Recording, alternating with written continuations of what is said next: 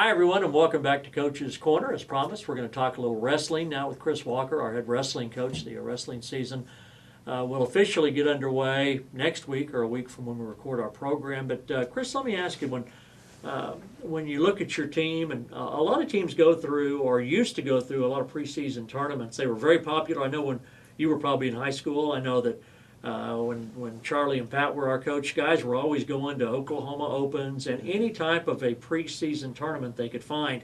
And I don't see that much information about high schoolers going to those tournaments.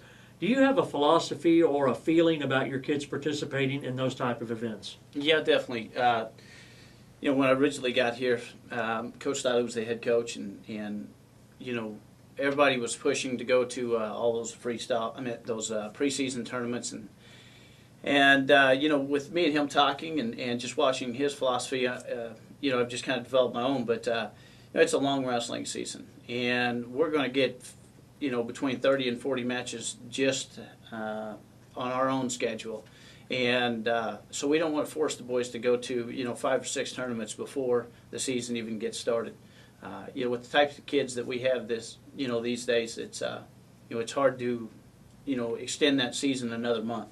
And so we just feel we just keep our kids fresher and they peak at the right time. Well, there's a fine line because you have a lot of young wrestlers who I know you want to get mat experience, but there's a fine line between pushing them too much to be able to get the most out of them when you want that, and that's in late January and then February. Oh yeah, definitely. It's there's always a fine line, and I'm sure we've erred on both sides of it. Going too hard or going too soft. But with the group of kids we've got now, they are really inexperienced. But kind of the feel on our coaching staff, and we've seen some major gains is we got to teach them first how to wrestle, then we'll let them wrestle, then we'll compete, and so we've spent a month in the wrestling room going over just basic techniques. We'll be in there for 3 hours, and 2.5 hours is spent on technique. I can remember back in the 80s, teams would take 20 or 30 boys to the Oklahoma Open. I mean, there'd be a page of kids from your school wrestling. You couldn't keep up with it. It was a nightmare.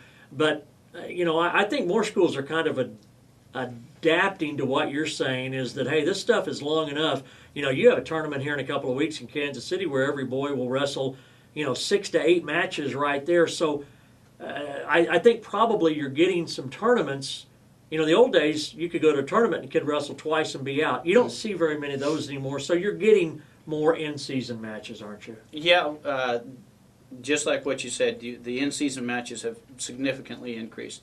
A lot of that is because on high school sports, high school wrestling, you only get a certain amount of points, and the tournament's worth 2 points.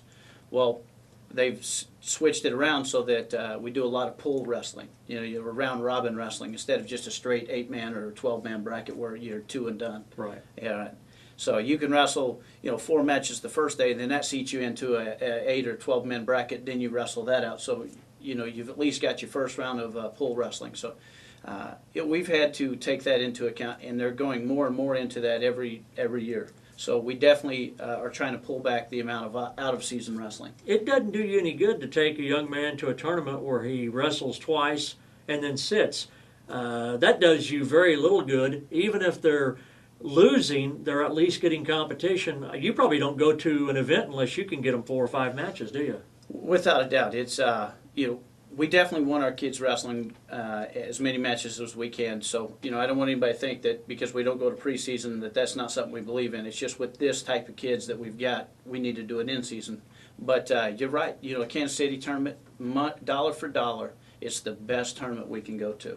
We could easily go out to Kansas City and have, a couple guys compete and wrestle, but 90% of our team's going to go 2 and done or 2 and 2 and done. And we can go to Kansas City, everybody's guaranteed 7 to 8 matches. I mean, you're gonna get 10 to 11, 12 matches, before Christmas break, and I can remember there were times when you get 4 or 5. So that's good. Now we start the season next week. Tuesday Enid, Thursday Midwest City. What do those teams have, Chris?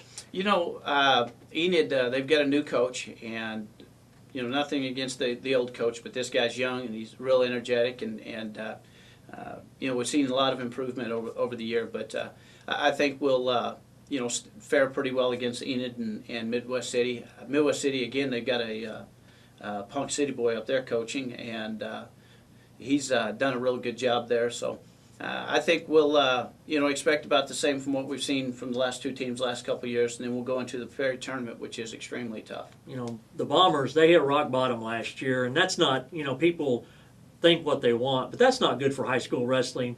When Midwest City's good, it just seems like everybody else is good, and I know that you hope their program comes back. Not to say we don't want to beat them, but yeah.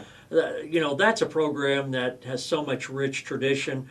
It'd be better for high school wrestling if they were good too. Yeah, definitely. Midwest City and Ponca City.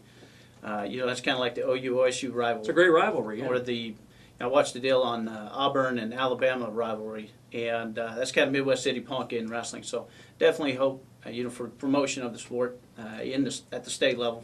We want their team to come back, and they got a great tradition, a great coaching staff. So I know he'll get it turned around. Absolutely, good to see you, Chris Walker, our wrestling coach. I'll shake his hand every time. We'll see you at the wrestling matches.